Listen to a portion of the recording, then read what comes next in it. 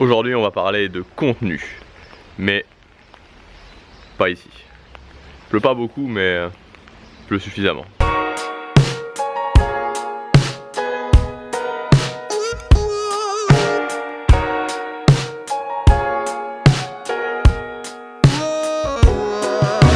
Comme je vous le disais, on va parler de contenu et surtout on va parler du fait de savoir comment gérer son contenu. Est-ce que si on a le meilleur contenu, qu'on offre un contenu d'une très grande qualité, on va forcément réussir à lancer sa chaîne, réussir à passer les premières étapes difficiles et avoir rapidement ses 1000 premiers abonnés? Donc en clair, ça se traduit comment? Si aujourd'hui vous avez 0 abonnés et que vous avez un contenu qui est vraiment très bon, est-ce que vous avez la certitude d'arriver aux 1000 abonnés rapidement? À l'inverse, si aujourd'hui vous avez un contenu qui est plutôt moyen, mais que vous avez un réseau, c'est-à-dire que vous avez 1, 2, 3 personnes qui ont entre 10 et 50 000 abonnés et qui sont vos amis ou qui sont prêts à partager votre contenu, est-ce que vous allez rapidement arriver aux 1000 abonnés? Je pense que la réponse, vous l'avez, la réponse c'est la deuxième option. Et en fait ça me fait penser à une interview que j'avais lue il y a quelques temps déjà, une longue interview de Rob Cavallo. Donc Rob Cavallo qui est un grand producteur de musique américain, maintenant c'est même le président de Warner, qui est une major. Dans cet article, Rob Cavallo expliquait que pendant des années, il a travaillé énormément pour améliorer son niveau. Malgré tout ça, on ne prêtait pas vraiment de crédit à ce qu'il disait. Il avait déjà atteint un excellent niveau, en tout cas selon lui, il avait déjà atteint un excellent niveau en production musicale, mais on ne prêtait pas vraiment d'attention à ce qu'il disait, il n'y avait pas spécialement de groupe qui voulait travailler avec lui. C'est finalement arrivé, il a produit l'album Dookie du groupe Green Day, donc en 1994, et ça a été un succès mondial, puisque l'album, je crois, s'est vendu à plus de 10 millions d'exemplaires, entre 10 et 15 millions d'exemplaires, ce qui est vraiment très important. Et donc Rob Cavallo, forcément en tant que producteur, donc le producteur en musique c'est un petit peu comme le réalisateur au cinéma, est devenu lui aussi extrêmement connu. Et ce qui est marrant, c'est ce qu'il explique d'ailleurs dans cette interview, c'est qu'à partir de 1994, 95, 96, alors qu'il savait et qu'il disait exactement la même chose que ce qu'il disait avant, sa parole était devenue presque parole d'évangile. C'est-à-dire que quand il disait quelque chose, on se disait « mais oui, mais c'est évident, cette personne a quelque chose en plus, cette personne sait, cette personne a un talent ».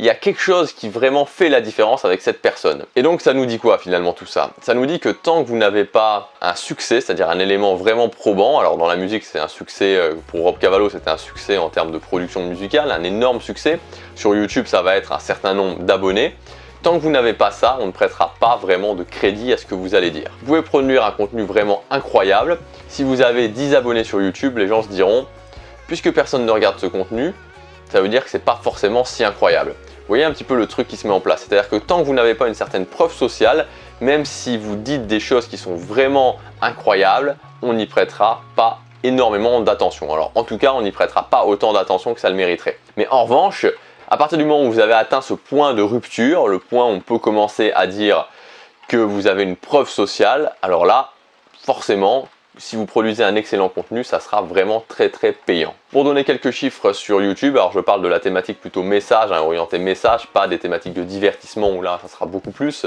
À partir de 1000 abonnés, on se dira, c'est quelqu'un qui, en tout cas un certain nombre d'abonnés, je peux vraiment écouter ce qu'il dit. À partir de 10 000 abonnés, on se dira, c'est quelqu'un qui a un certain poids, qui a vraiment un poids, je vais écouter avec vraiment de l'attention ce qu'il dit. Alors à partir de 100 000 abonnés, là on se dira c'est une sommité dans son domaine, ce qu'il dit ça doit forcément être incroyable. Alors évidemment tout le monde ne partira pas avec cet a priori là, mais il y aura une grande proportion qui pensera en tout cas ça avant d'avoir vu vos vidéos. Passer du temps, et il en faut du temps pour produire un excellent contenu, c'est-à-dire que pour arriver à un moment où on a vraiment un excellent contenu, il faut vraiment passer du temps. Et tout ce temps-là, utiliser tout ce temps-là, c'est une perte de temps parce que personne ne va le voir, et vu que personne ne va le voir, les gens qui vont le voir vont de toute façon estimer votre contenu moins bon que ce qu'il est en réalité dans tous les cas. Donc ce que je voudrais faire dans cette vidéo, c'est vous donner un plan d'action en 3 étapes essentielles qui vont vous aider à gérer vraiment ce côté contenu. C'est-à-dire que quand vous débutez, vous allez pouvoir gérer votre contenu et voir voir dans quel cas il va falloir se concentrer sur le contenu, dans quel cas il va falloir ralentir sur le contenu, à partir de quel moment on va pouvoir se concentrer uniquement sur le contenu et produire un contenu d'une très grande qualité. Alors je dis ça pour vous, mais je dis ça aussi pour moi, parce que vous savez, maintenant ça fait 5 mois que j'ai lancé cette chaîne, et je commence petit à petit à me dire le mois prochain je vais faire vraiment un premier gros bilan des 6 premiers mois. Et très honnêtement, je pense que j'aurais pu aller beaucoup plus vite si j'avais pris action plus rapidement. Alors évidemment, il y a toute une partie des choses que je ne pouvais pas forcément savoir, que j'ai apprises en faisant des erreurs notamment, mais j'aurais pu, pour moi c'est l'un des points essentiels, en prenant action plus rapidement, j'aurais pu avoir plus de résultats. Et c'est ce que je vais m'employer à faire évidemment pour la suite de l'année, pour jusqu'en décembre, c'est prendre action beaucoup plus rapidement. Les 3 points quand vous lancez votre chaîne YouTube. Alors le premier point, le point 0 j'ai envie de dire, c'est évidemment de trouver une spécificité. Une spécificité, donc une spécialisation, appelez ça comme vous voulez, une différenciation pour vous, alors que ce soit au niveau de la thématique, c'est-à-dire être très spécialisé dans la thématique, ou la façon dont vous allez faire vos vidéos, ou le ton sur lequel vous allez parler, mais il vous faut absolument une spécificité parce que si vous vous engagez dans une thématique très large, du type développement personnel, du type marketing, du type musculation, du type perte du poids, etc., et que vous n'avez pas une spécificité, ça va prendre beaucoup plus de temps. C'est un petit peu, enfin c'est beaucoup plus compliqué. Alors ça ne veut pas forcément dire qu'il faut aller dans une niche et qu'il faut prendre une thématique extrêmement spécifique. Vous pouvez prendre une thématique un petit peu plus large, mais il va falloir qu'il y ait que vous ayez une différenciation claire. Une fois que ça c'est fait, donc une fois que ce point 0 est maîtrisé, la première étape, ça va être de produire un contenu qui est crédible. C'est très important parce que tant que vous n'avez pas un contenu crédible, ça pose vraiment un problème. Le contenu crédible, c'est finalement par rapport aux gens qui vont venir sur votre chaîne, leur donner une chance de vous donner une chance. J'adore cette expression, c'est vraiment ça en fait. Quand quelqu'un arrive sur votre chaîne, si le premier contenu qu'il voit est crédible, il va vous donner une chance. Il va vous donner une chance en regardant d'autres vidéos, en s'abonnant, etc., etc. Donc en produisant un contenu crédible, vous lui donnez une chance, d'ensuite vous donnez à vous une chance. Le contenu crédible, ça va être quoi? Alors évidemment, ça va être quelques éléments graphiques sur la chaîne YouTube, c'est pas besoin que ce soit très compliqué, mais il faut juste que ce soit pas... Enfin, vous voyez ma chaîne YouTube, c'est très simple, c'est juste une photo avec une police sur un fond blanc, c'est simple, mais c'est clair et ça fait pas ultra amateur, c'est ça l'idée, c'est-à-dire qu'il faut pas que ce soit quelque chose où on arrive sur la chaîne YouTube et on se dise qu'est-ce que c'est que ça. Ensuite, vraiment l'important c'est qu'au niveau de la qualité de la vidéo, au niveau de l'éclairage, au niveau du son, tout genre de choses, ce soit crédible, c'est-à-dire qu'on puisse se dire ok, cette personne a un minimum fait des efforts pour m'apporter un contenu que je puisse regarder et qui me dérange pas à regarder.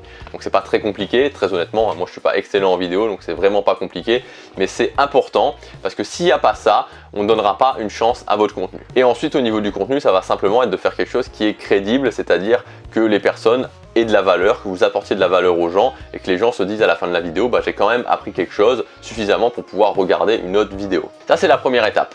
Il n'y a pas besoin d'aller chercher beaucoup plus loin que ça, en tout cas moi c'est ce que je pense, parce qu'après c'est plutôt de la perte de temps, c'est plutôt de la procrastination intelligente. Et aussi excessivement important, c'est que vous devez dans cette première étape définir un rythme de publication, donc ça peut être 3 fois par semaine, 5 fois par semaine, 7 fois par semaine, donc une fois tous les jours, et vous y tenir. C'est-à-dire qu'une fois que vous avez passé votre première étape, votre contenu est crédible, votre rythme de publication est stable et vous arrivez à le faire autant de fois que vous avez défini que vous devez le faire. Une fois que vous avez ça, une fois que ça c'est fait, vous allez pouvoir passer à la deuxième étape. La deuxième étape, on va continuer sur notre lancée au niveau du contenu, on va pas chercher à l'améliorer, on va continuer sur notre lancée au niveau du matériel, au niveau de la crédibilité de la vidéo. Et par contre, on va augmenter énormément le côté promotion. La promotion, c'est divers et varié, ça peut être des trucs très simples comme commenter des vidéos YouTube, jusqu'à des trucs qui vont être beaucoup plus rémunérateurs, on va dire, en termes de retombées, comme faire des vidéos collaboratives sur des gens qui ont beaucoup plus d'audience que vous et évidemment que les gens partagent cette vidéo. Cette étape-là est super importante parce que ça sert à rien de trop continuer à travailler sur le contenu, d'essayer d'améliorer son contenu parce que ça va vous prendre du temps et si personne ne le regarde de toute façon, votre travail ne sera pas récompensé à sa juste valeur. Et enfin, la dernière étape, c'est-à-dire qu'à partir du moment où vous avez des éléments probants qui montrent que vous avez bien fait votre travail au niveau de la promotion. Alors pour moi, un élément extrêmement probant, c'est quand vous avez 10 à 15 abonnés par jour sur votre chaîne YouTube sans rien faire. À partir de ce moment-là, je pense que vous avez bien fait votre travail en promotion. Je pense que la boule de neige vraiment par rapport à de votre chaîne YouTube est lancée. Et cette fois-ci, vous allez pouvoir vous concentrer sur faire du contenu excellent. Là, ça va vraiment être très intéressant parce que ça veut dire 10 à 15 personnes qui viennent tous les jours sur votre chaîne YouTube. Ça veut dire que vous allez gagner environ plus de 100 abonnés par 10 jours, ça fait 300 abonnés, voire 300-400 abonnés par mois. Donc c'est assez important. Et là, vous avez suffisamment d'abonnés qui viennent pour pouvoir dire ok, je vais me concentrer à 100% sur le contenu, je vais vraiment donner un excellent contenu. Donc voilà un petit peu mon idée d'un plan d'action pour pouvoir vraiment lancer sa chaîne YouTube de façon efficace en investissant son temps de façon efficace aussi et surtout en gérant bien la bataille du contenu. Parce que c'est vrai qu'il faut faire du bon contenu, mais pour moi, il faut passer par l'étape contenu crédible promotion. Et à partir du moment où on commence à voir cet effet qui est lancé, c'est-à-dire cette roue qui est mise en marche, on peut tout donner dans le contenu et faire le contenu le meilleur qu'on puisse. Et là, ça prend du temps. Évidemment, pour monter en puissance en termes de contenu, ça prend vraiment du temps. Je fais une vidéo tous les jours sur cette chaîne YouTube qui est postée à 5h30 du matin. Vous aurez des conseils pour mettre en place des habitudes, pour arriver plus rapidement à vos objectifs. Il suffit simplement de cliquer sur le petit bouton en bas à droite. Vous cliquez dessus, vous mettez s'abonner et vous recevrez chaque matin une vidéo quand vous vous connectez sur YouTube. À demain pour la prochaine vidéo. N'oubliez pas que chaque jour compte.